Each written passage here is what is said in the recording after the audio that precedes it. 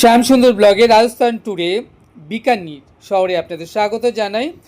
আজ বিকানিরে আমাদের first day 14ই ফেব্রুয়ারি 2026। আমরা স্টেশনের পাশ থেকে একটা টোটো নিয়ে বেরিয়ে পড়লাম সাইট সিন ঘুরে দেখতে। প্রথমে আমরা যাব বিকানির রেলওয়ে স্টেশন থেকে 2 কিলোমিটার দূরে দেশনোক নামক স্থানে টোটো করে।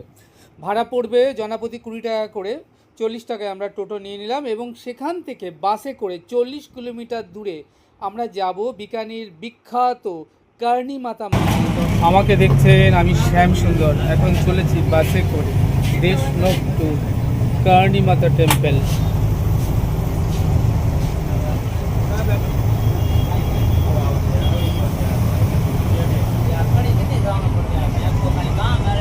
বিকানি রেলওয়ে স্টেশনের পাশে দেশনোক থেকে আমরা চলেছি কার্নি মাতা টেম্পল দর্শন করতে।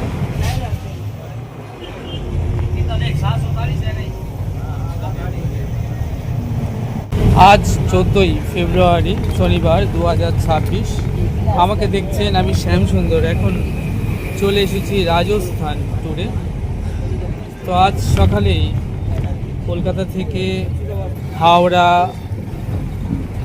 বিকানির সুপারফাস্ট এক্সপ্রেসে আজ 14ই ফেব্রুয়ারি আমরা এসে পৌঁছেছি বিকানির। এখান থেকে আমরা বিকানির সাইট সিনে বেরিয়ে প্রথমে যাব কার্নি মাতা টেম্পল। এখান থেকে 30 কিলোমিটার দূরে আমরা বাসে করে চলেছি। বাস ভাড়া পার হেড 40 টাকা, সময় লাগবে 30 মিনিট।